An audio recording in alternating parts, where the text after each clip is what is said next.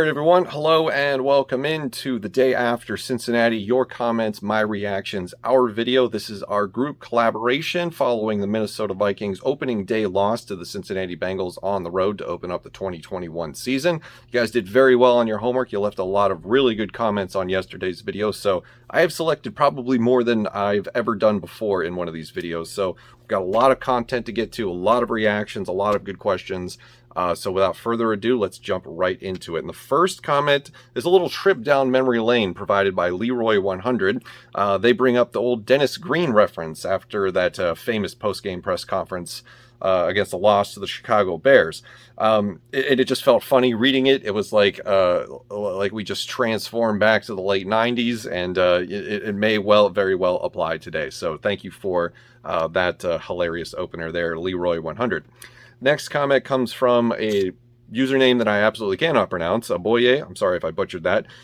They say the Bengals were in a rebuild. Who expected Taylor to succeed with what he had? I think this might be a case of underestimating the opposition. And this is in reference to the last few videos where I've uploaded talking about the Cincinnati Bengals in a rather negative light. And I would like to, use this comment as a point of departure to say that, yes, I think we probably underestimated our opponent, and we did that based off of last year's performance and the rankings that they ended up with. So this is a very humbling experience, in my opinion, and I think that one of the best things that we can do with this is to walk away from this opening day loss to the Bengals with a little bit wider perspective on how things go, from season to season, because teams that were good last year are not going to be good this year. Teams that were bad last year will probably be good this year. It's one of those things where you can catch lightning in a bottle really quickly. And I think that, even though the evidence supported having the position that we did going into this game, it's not always cut and dry like that. And in my own defense, I put out a tweet, and if you don't follow me at Skullhio on Twitter, make sure you do that. I put out a tweet before the game yesterday saying that we shouldn't thumb our nose, I'm paraphrasing, we shouldn't thumb our nose at games that appear to be, obvious wins on paper, because the Bengals are still an NFL team with NFL caliber talent. That's why they're going out there to play that game on Sunday. So maybe from here on out, we approach our opponents with a little bit more respect. I think that is what we should do. So I've had some, brief chats with Bengals fans over the last 24 hours, some of them more respectable than others, but I appreciate being called out for, that specific, sort of analysis against an opponent that we just perceived to be bad because their record suggested it, and they were on a team that didn't have the talent that we thought they did. And, they took us to the woodshed. I still think that we probably beat ourselves in that game, and I'm still not ready to crown Zach Taylor. I will give him a little bit more credit than I previously did, but at the same time, I still feel like we should have beat the Cincinnati Bengals. I still feel like that should have been a W to open the season, but more self-reflection will happen as the season goes on when we find out what this team really is. Remember, it's just week one. The identities still have to be established, and that probably won't happen, at least until we get to the conclusion of the first quarter of the season. Next comment comes from Cal Lupkus. Again, I hope I'm saying these right. They say some pros of the game. KJ Osborne looked great. Special teams looked really good. So he's taking a glass half full approach for this comment, and I appreciate that because it feels like we've been rather negative over the last 24 hours. So yeah, good things to take away from the game. KJ Osborne clearly established as a wide receiver 3 going forward. And that's great because now we have a situation at wide receiver. We can feel really good about the depth of this positional group, a lot better than we felt probably a month or two ago, because not only do we have KJ Osborne, going out there playing a high percentage of snaps, being looked at as a reliable target for Kirk Cousins. We've got Dede Westbrook waiting in the wings. He's taking care of special teams. We've got Ihmir Smith-Marsette waiting in the wings. He could be the next man up, and it's good that he's not being thrown to the wolves. He's in a position where he can get acclimated to the NFL speed. He doesn't have to take a lot of reps, and he can learn throughout this entire process. So that's definitely a plus for us. And then the other big plus is the special teams performed when it needed to, really. I mean, hats off to Greg Joseph for kicking not one but two 53-yard field goals in a very clutch situation on the road, in the first time with a full stadium. So there are some good things to take away from this, and that is definitely what we should do from time to time. Next comment comes from Justin Slasher. They say, can we just stop with the Bradberry questions? It's been clear for some time now. And they basically go on to give a rather unique metaphorical critique of how Garrett Bradberry is terrible at his job. So I wanted to, highlight this comment for two reasons. Number one, he's correct. And number two, Mike Zimmer actually had a discussion about this today during his press conference that he had with me, because he was asked about, Garrett Bradberry specifically. And he brought up the circumstances that we were in passing situations, and Kirk Cousins was throwing the ball, I think, like 40 to 49 times yesterday, somewhere in that ballpark. And he basically said that that's not the ideal scenario for the talent that he has up front. And, Garrett Bradberry is a pretty good run blocker. He's a physical gifted athlete, yes, but he gets power lifted and forklifted with some significant frequency. There was a play that I remember seeing, and I wish I could remember at what point in the game that it was, where as soon as he snaps the ball, he's basically backpedaling right into Kirk Cousins in the middle of the pocket, and he just gets pushed as if there's just no regard for his existence. So, Garrett Bradberry, we're going to circle back to him a little bit later with another comment. But yeah, I think he's definitely a bust, and it's because he can't pass protect, at least not to save his life. Next comment comes from AlwaysGreat. They have a question. The NFC North went 0-4. Is it too early to call the NFC North the worst division? And how does that relate to the Vikings' success going forward? So I'm paraphrasing a little bit. But I don't think the NFC North right now is the worst division in football. Maybe that's the AFC South, because the Texans are currently reigning supreme at the top of that with the only win in that division. So the Titans might have overhyped themselves a little bit. How bad are the Jaguars, given that they lost to the Texans? And the Colts, I think, are in for a long year. So maybe this AFC South is the real contender for the worst division. I don't know. It's too early to crown anybody the worst division. I've seen some comments, on here in social media about potentially the NFC North being this year's NFC East. If you remember last year, what did Washington get into the playoffs with? Some not so great record. Was it 8-8, 9-7? I can't remember. But either way, I don't think we're headed towards that. I think that the NFC North is going to be just fine. The Packers are going to rebound. Sometimes cold weather teams don't play very well in Jacksonville. The Vikings, I think, have better days ahead. I wouldn't write off the Lions, because it looks like Dan Campbell has that team motivated. As poor as that roster is, I think that they're buying into that formula. So look out for the Lions. They're going to be a tough out this year. The Bears are just bad until they put Justin Fields in. That's the way that I would put it. But I think for the Minnesota Vikings, I think you look at the division and you expect to get at least, I want to say, at minimum 3 wins out of the division. At maximum, I think you're getting 5. I think you can sweep the Lions, you can sweep the Bears, so that's 4, and then I think you can split with the Packers, so that would be 5. So I think at minimum you should get 3, at maximum you should get 5, at least for this year. Next comment comes from Mr. Noble. They say, do you expect a desperation trade for O-line help, and your confidence level in the attempts given the history? No, I don't expect a desperation trade for O-line help unless Brian O'Neill goes down with a significant injury that causes him to be lost for the year. That would be the only instance where I could see that being a possibility. And even then, I would say that the odds are low. If they do try to pull off a trade, I would expect it to be for some downtrodden, offensive tackle that needs a change of scenery. I doubt that anybody is going to depart with a starting quality right or left tackle in the middle of the season, and you're probably going to get raked over the coals in terms of compensation. A team is going to know that you're desperate, and they're going to demand quite a bit. So, yeah, I don't think that that's going to happen. Let's hope that it doesn't come to that. And even if they do, I think that we're going to hate the trade value, because you're not going to get a good player, and you're going to have to sacrifice a lot just to make it happen, because the team that you're making the deal with knows that you're desperate. Next comment comes from Samson. How is your team so unprepared you get called for 10 penalties on offense? Maybe the underlying story here is that, Rick Dennison, leaving right before training camp, or being transitioned to another role right before training camp because of his unique situation. Maybe that was not a good idea. As much as I like the energy that the new guy brought into the room, and I forget his name, it's escaping me at off the top of my head right now. Maybe it wasn't enough. And there's a whole bunch of nuance here. There's a whole bunch of layers to this, and I think we'll circle back to this at a later comment. But as far as being unprepared, I think that this goes back to the discussions that we had about the preseason, where only the backups were playing because they were trying to figure out who the hell is going to be worth keeping on this team, instead of trying to get the starters to gel. Now, maybe they don't need to do that on defense because it's a unit that plays a lot together. But I think this offensive line, given, how it's been revamped, remember, Riley Reef isn't here anymore. Ezra Cleveland is playing out of position. He was originally drafted as an offensive tackle at Boise State, and then Oli Udoh has just come out of nowhere to win this right guard spot, and he didn't have a good game on Sunday. So this offensive line should have played more in the preseason, is basically what I'm getting at, and they didn't do that for whatever reason.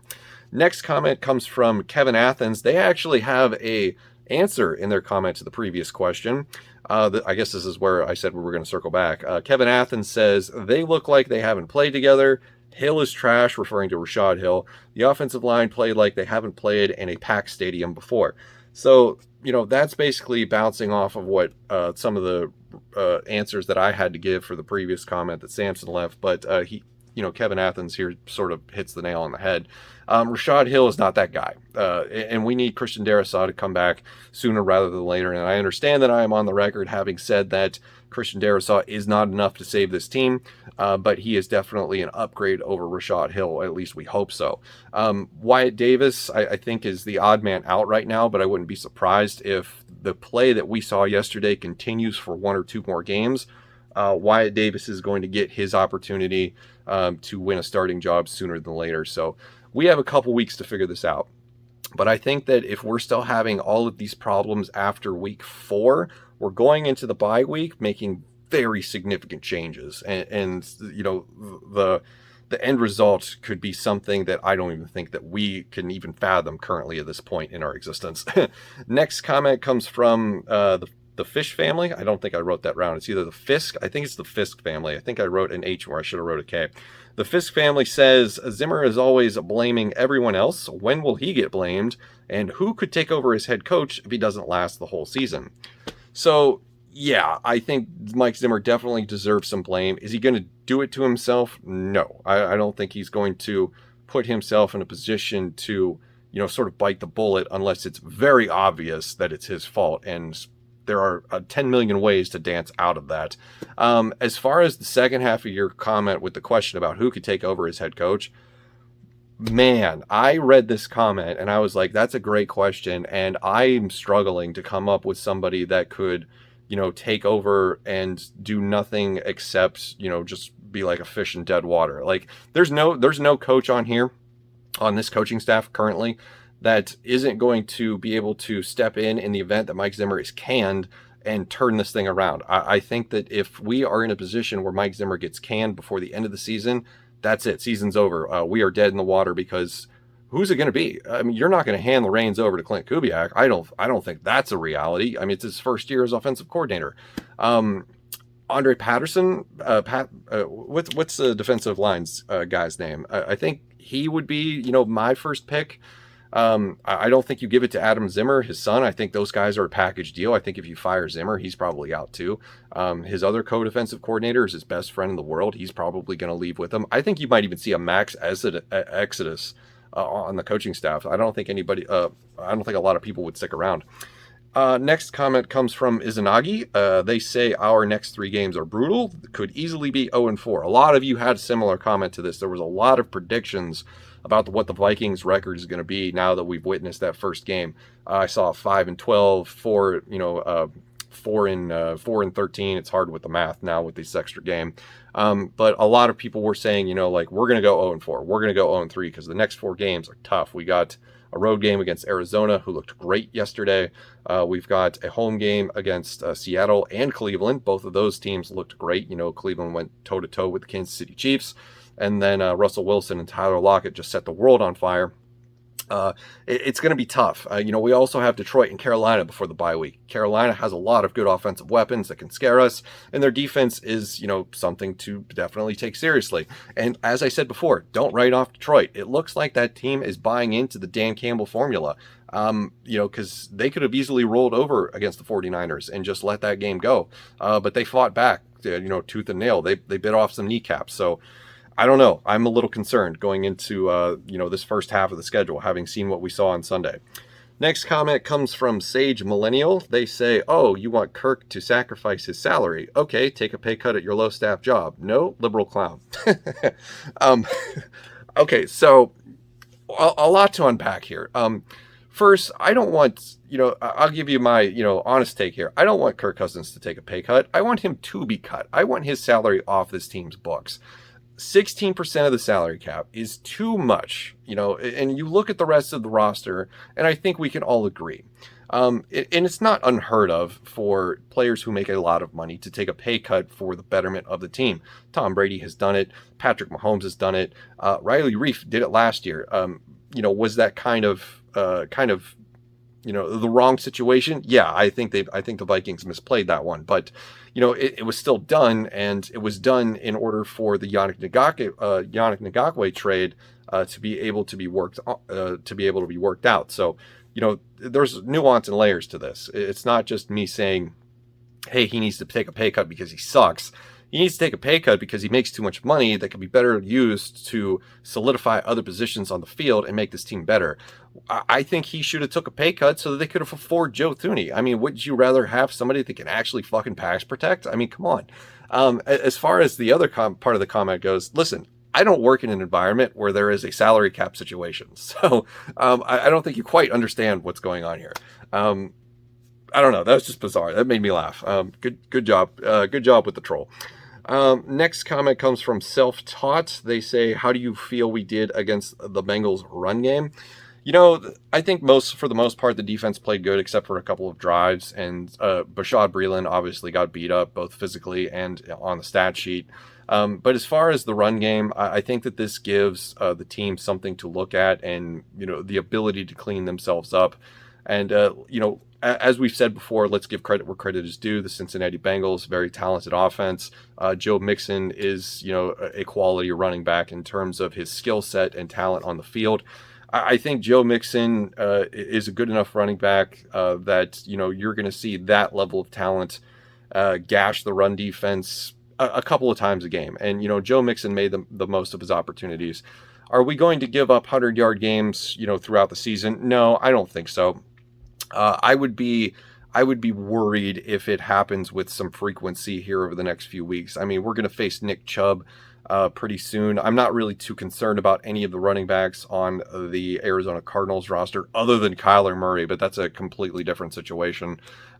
James Conner and Chase Edmonds are good running backs. I don't know if any of those guys are going to burn us for 100 yards. They might combine for 100 yards, but I don't think either of those guys are going to get a 100-yard game.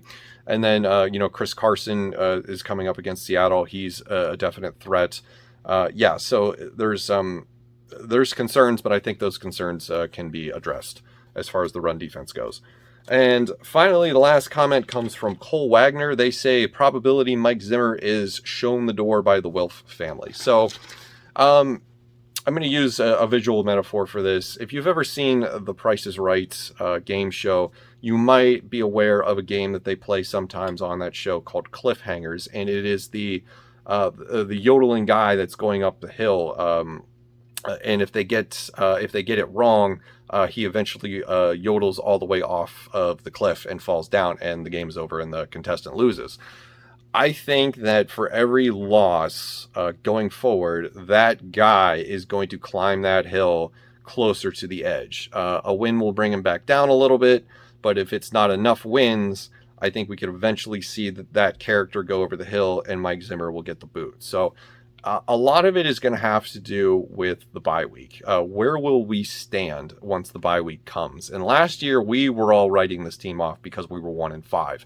It was kind of a miracle that he didn't get fired last year, but I think that there was a lot of excuses, that gave him the benefit of the doubt to stay with the team. And, the Will family doesn't like change all that very much. I think that they're willing to stick with Mike Zimmer as long as they want to. I'm not worried about the contract extension that Zimmer and Spielman signed as far as, being a deterrence for the Will family to make change. I think they'll just gladly eat that money if they want to make a change. So to answer your question in a more brief synopsis, I would say right now 0% chance that the Will family shows them the door. But as the weeks go on, I would say if we are If we are winless by the bye week, he's probably done. If we have 2 wins by the bye week, his seat is on fire. If he has 4 wins by the bye week, I would say that discussion's probably dead. So those are your increments that I would look at. So that's going to do it for this video. You guys had a lot of great comments for me to react to, and hopefully we'll get to do this again next week. So subscribe if you haven't, and there will be more videos throughout the week. We're going to talk about the division, Mike Zimmer himself, and a couple of other things that I've got. And of course, on Wednesday, we will do the NFL Pick'ems video, where I will share with you my record on how I did in week 1 and pick all the games for week 2. So lots to look forward to. So thank you very much for watching. I'll see you in the next one.